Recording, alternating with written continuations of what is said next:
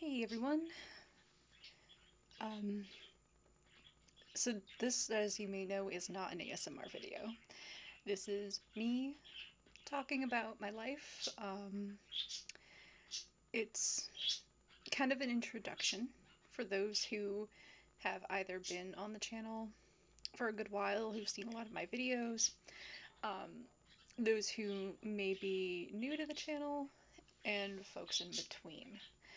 So I thought that it would be kind of cool to just give you folks some information about me, like background and stuff like that, because I don't typically share that information in my ASMR videos, with the exception, I think, of the last video I made, which was the coffee shop video of catching up with a friend. Um, and that was more specific because I have been missing sitting down in local coffee shops and just catching up with people. Oh, that's fun. Somebody's doing yard work outside and they've got some sort of big, loud machine. Cool. Awesome. So, that's something that you're probably going to hear in the background. You may hear my birds. They are very loud and like everyone to know what they're up to. You may also hear my cat. She occasionally yells at me when she feels she's not getting enough attention and then walks away. Awesome. uh, so let's jump right into it. And at the end of this, I'll make a little announcement. Um, Nothing huge, I guess, but just something for you folks to consider. Um, so my name, I go by Jay. My pronouns are she, her, and they, them. I am sort of not sure how I identify with gender, for like a word, but lately I've been using the term bigender because I feel like that is the most accurate. I don't feel fully gender neutral or like anything like that, but I also feel like I am not exclusively cis. And for those of you who may not know what that terminology means, cisgender is when your genitals and gender identity, all aspects of you as a human, um, when it comes to gender, line up. So, what you have below your waist and how you would present yourself in the world line up. You are, um, more masculine or more feminine. Um, so you would be cisgender. That's usually where man and woman are categorized. Um, Bigender is when you have more than one gender. Um, it's usually just the two, because bi. And that can look like anything from like male and female, um, male and gender neutral, female and gender neutral, um, kind of a mix. Um, and I'm happy to talk more about gender identity, gender expression, uh, biological sex, all of that, if y'all want me to do another post, about that at some point. I've been fortunate enough to have this knowledge for a good long while. I've kind of grown up within the LGBTQIA community, um, and I've been given space to express myself and my gender and sexuality in a safe environment, which I'm very fortunate about. Because not everybody gets that opportunity. Some folks have really hard home lives where they cannot be their most true and authentic selves. And that's hard. I just wanted to acknowledge that that's a really hard thing to do, and I am like so damn fortunate that I was able to do that, with very little pushback. I'm not saying that everything was absolutely perfect all the time, but I wasn't given so much shit for it that I could not be myself. And I was also, my family was a bit different, so I was a bit rebellious and didn't give a shit what my parents thought about me. um, but that's something that I'll talk about later on in this little vlog. Um, so for now, I'm using the term bigender. I also identify as bisexual, and that to me looks different. Some folks assume it is 50-50. You like 50% men and 50% women, and that is it. That is not the case for me. Um, in fact, that fluctuates quite often. Um, and there's also the stereotype and assumption that bisexual people are often promiscuous. For myself, that is not true. I am in a monogamous relationship. I have had experiences with open relationships in the past, and that is not something that I'm super comfortable with and have since stopped doing so. For those who want more information, I'm not going to go into details and names and anything like that, but I'm happy to share part of my story if that's something y'all are interested in, and if you just, would rather me stick to ASMR videos, that's totally fair too. Um, and, ASMR is certainly something that I didn't expect myself to be part of as far as creating the content. Um, I have enjoyed videos like that for years, since I'm gonna say at least 4 years ago. Um, Time is weird and doesn't always work the way I expect it to, especially within this time of great uncertainty and fear, because a lot of us do have to still stay at home, and that that can mean that time doesn't always look as linear or as fluid as we expect it to. So, uh, but ASMR isn't what I do for work, as you may assume, because I don't put out a lot of content. Oftentimes, what happens is I have an idea for a video, and I struggle a lot with different aspects of just life. Sometimes I really have this idea that I want to, do a roleplay video, or I want to do a check-in video or self-care, and that stays with me, but I don't get to that point until a while later. And it's not that I don't want to do it. Um, it is everything in life just kind of happens so quickly. And like I said, our perception of time right now is a little, I'd say, wonky for lack of a better word.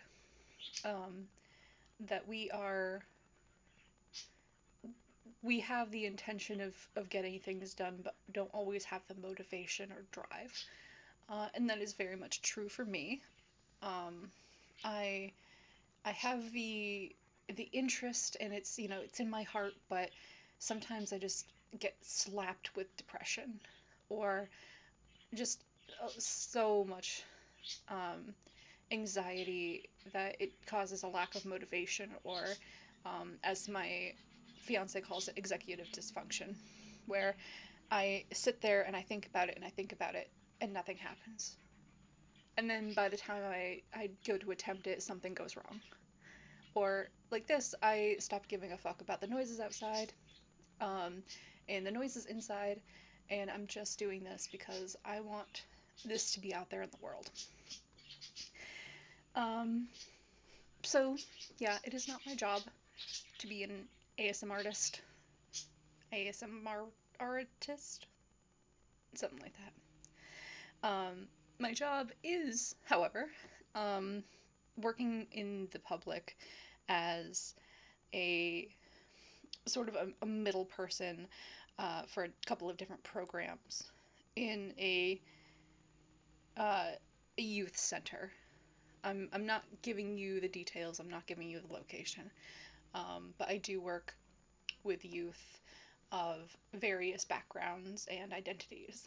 And to me, that's super important because I was a youth that needed support, that needed a space that was safe away from my family, and where I could learn more about myself and others without fear of harsh judgment.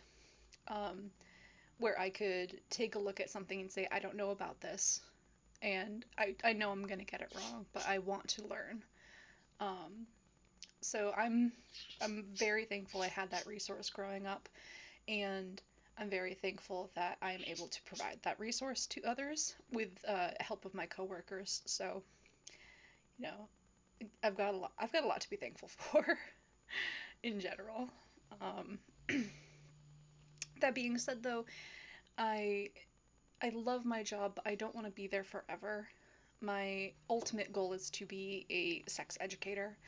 Um, I feel like our country, and I live in the United States.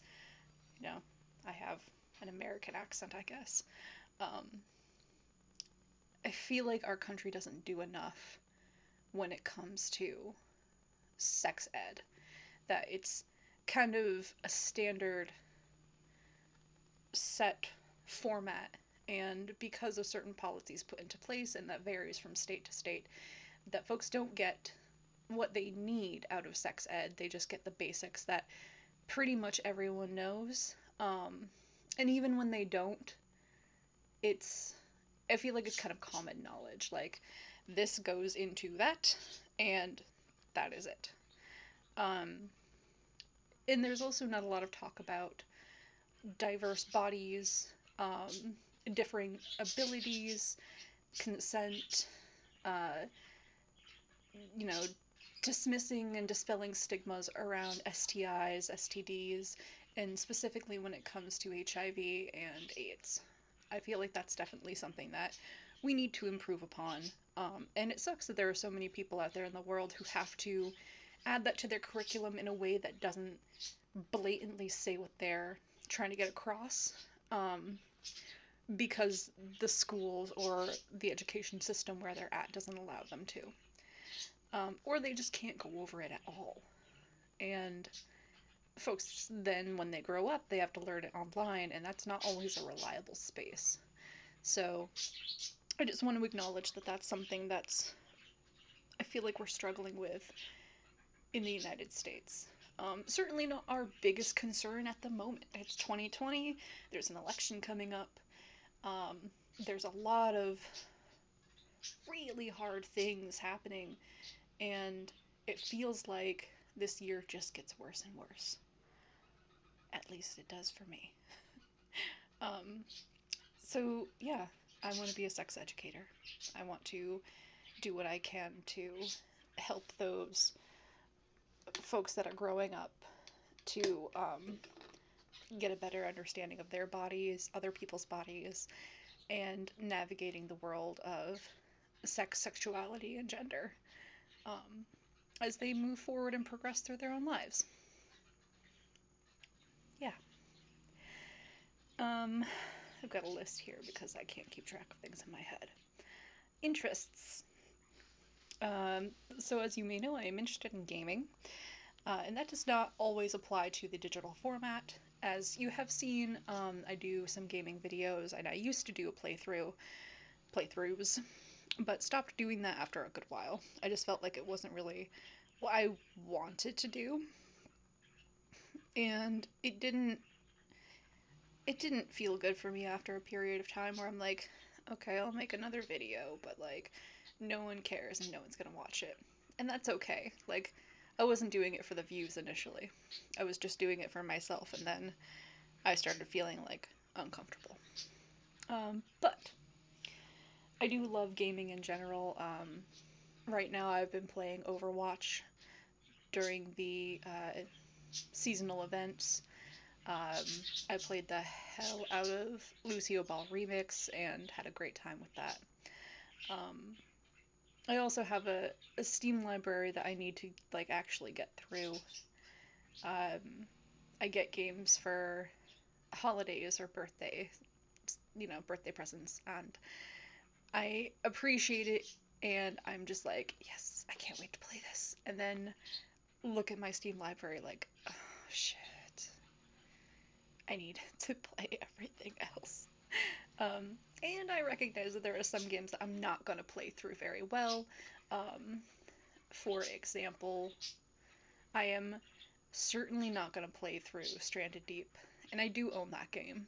Um, I have a fear of sharks, and I am not going to, you know, put myself in a situation in a video game where I have to go face to face against a great white because I'm going to have a panic attack and turn it off. Um, but I also like to push myself a little bit and like see how far I can go before that happens and recognize when I'm feeling way uncomfortable and make a plan to get out of that situation. Um, but then I turn to more casual and fun games like Stardew Valley. Um, Don't Starve, while it does have its stresses, is fun when you have the mechanics down. Um, yeah, I have a couple of different puzzle games because I love puzzle games. Yeah. Something else I like to do for games is uh, my fiance and I have a vast collection of board games, card games, tabletop stuff. Um, and it's really funny to me because it reminds me of a Steam library just in a physical form. It's a bunch of games that we have the intent of playing and have not had the time or inclination to get there. So they're sitting in various places around the house, and we do plan on getting like better shelving to store them, but I just look at it like, oh, I should play that game. And I do want to. Um, yeah, I used to play games like Cards Against Humanity, and I used to play Magic the Gathering, but that was a good long while ago, and I'll be honest, my knowledge of how to play is really rusty.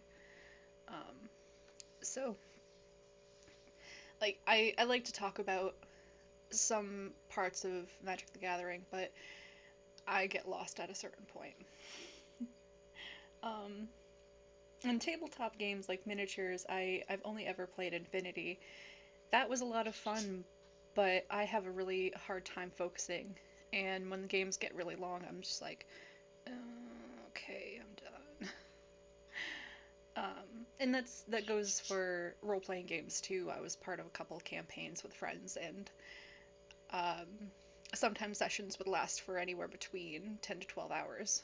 And sometimes I just needed to like get up and move because I couldn't focus and I was getting bored and irritated and didn't want to hold those feelings in a space where I was going to be around friends.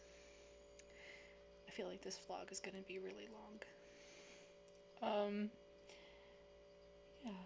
So aside from gaming, I like to go on adventures, and to me that looks like just getting out of the house and walking around, exploring parts of my area that I've never been to before. I live in a small town in Massachusetts, and it can be really boring to just be here sometimes. So I like to try to make the most of it. Um, Sometimes I just go for a drive and see where I end up and hope to all of the goodnesses that I have GPS signal. Because I've got my phone, but if I can't connect to anything, I'm kind of screwed. Um, and oftentimes I like to go on adventures with my fiance. We visited Salem a good while back. Salem, Massachusetts. It's one of my favorite cities. And I just love going into the little bookshops and the like new agey kind of stores. I love the coffee shops, and just being there always fills my heart. It has a very specific place in my heart. So it's it's something that like while it's had a really rough history, um, that I feel like the community has since owned the word witch, and you know, there is certainly that kind of like Halloweeny, kitschy vibe to it because, you know, it is more of a tourist destination now, but um, for those of you who like are more spiritual, I feel like that's something that I really enjoy about that space is that there are resources for folks who are pagan or Wiccan and or any variation of such. Um, so that's my space right there. I also really enjoy planning, and that's kind of a funny thing because for some I feel like that's the worst thing that they could possibly do. uh,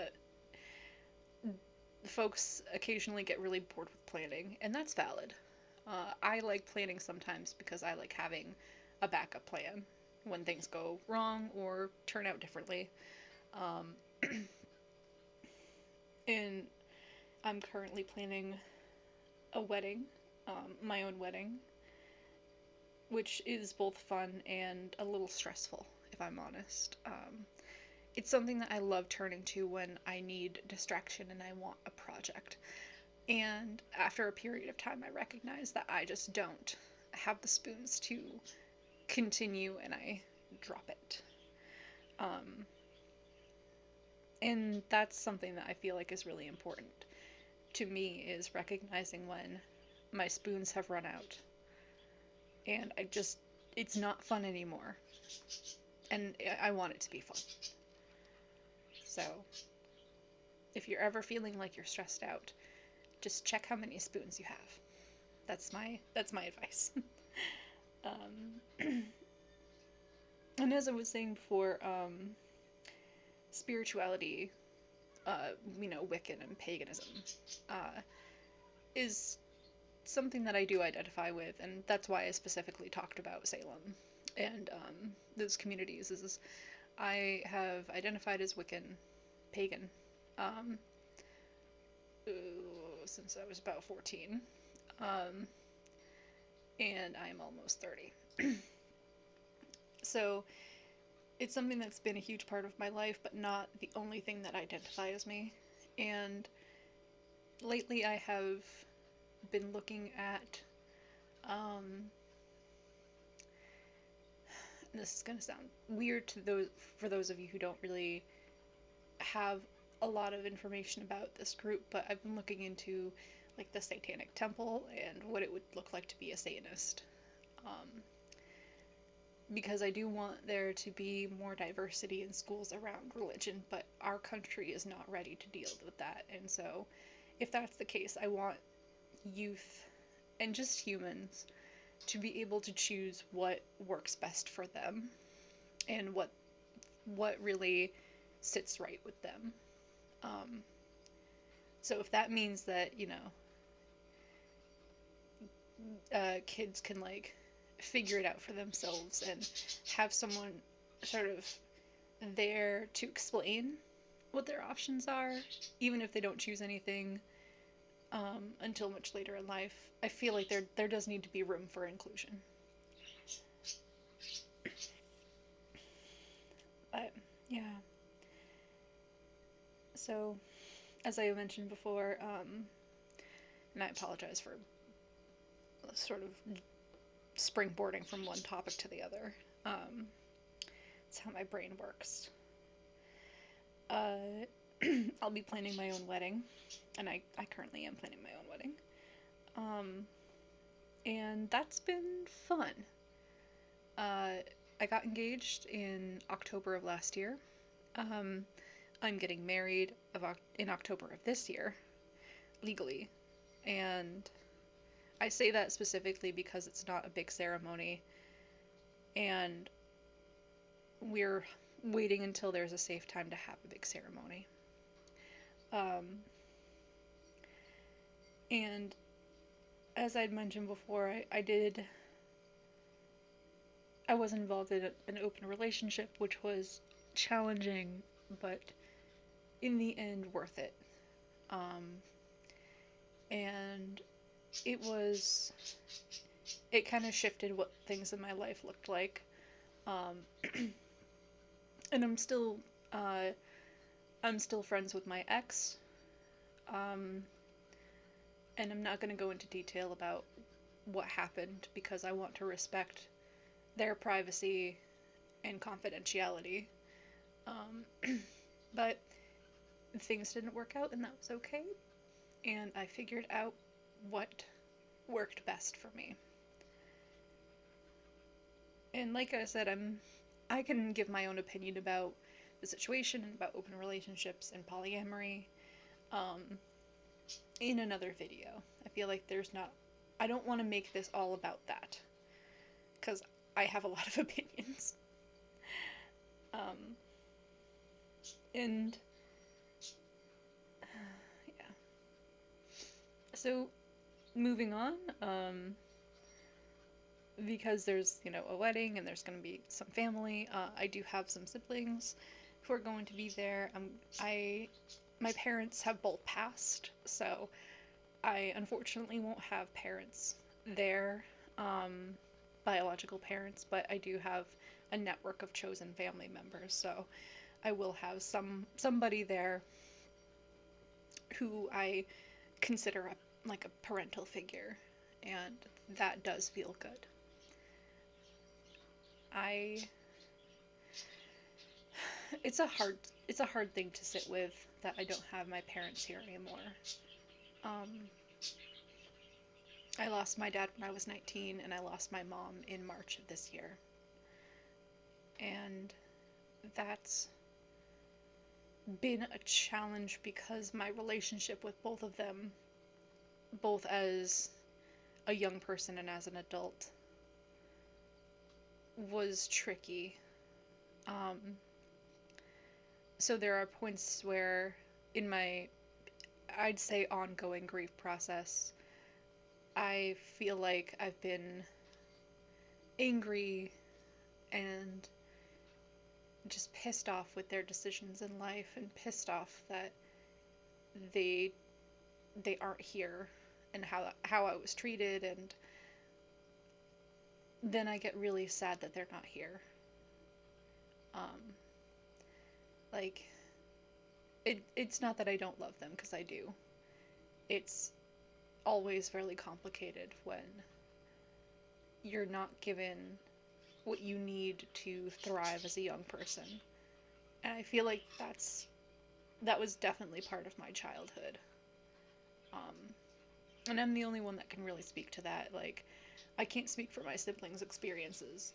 I can only speak to mine, and I will only speak about mine.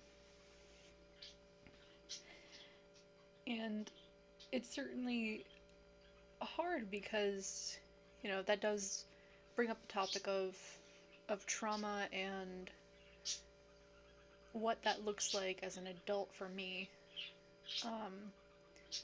And I'm not going to go into details about my trauma, but it's something that I'm recognizing more and more as I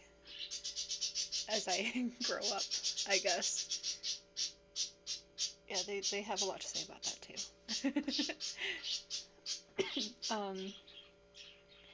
But I feel like right now I'm in a space where I can recognize ways to change and grow, and I'm really thankful for that.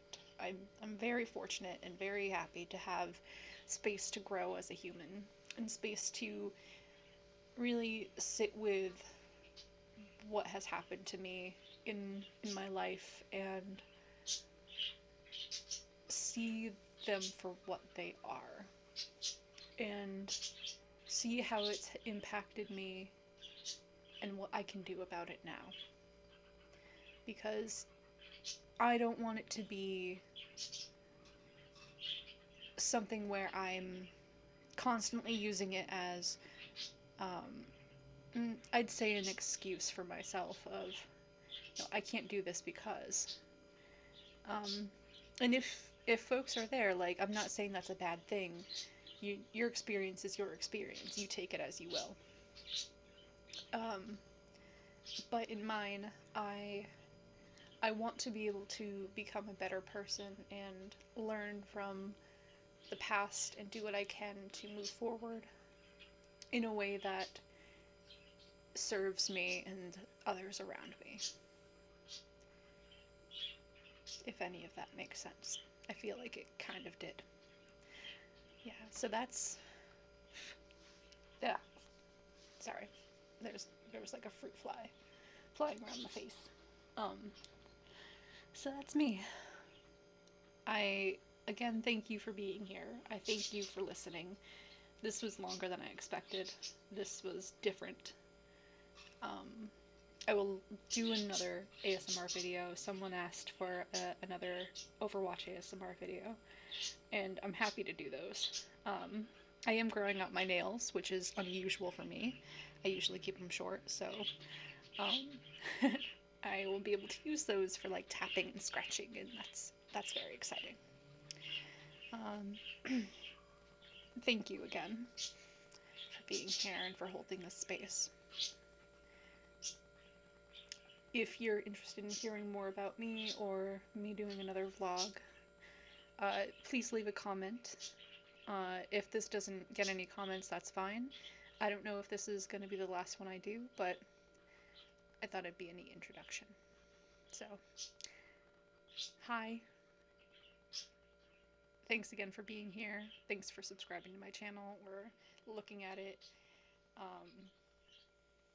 And I will see y'all in another video. Alright, take care.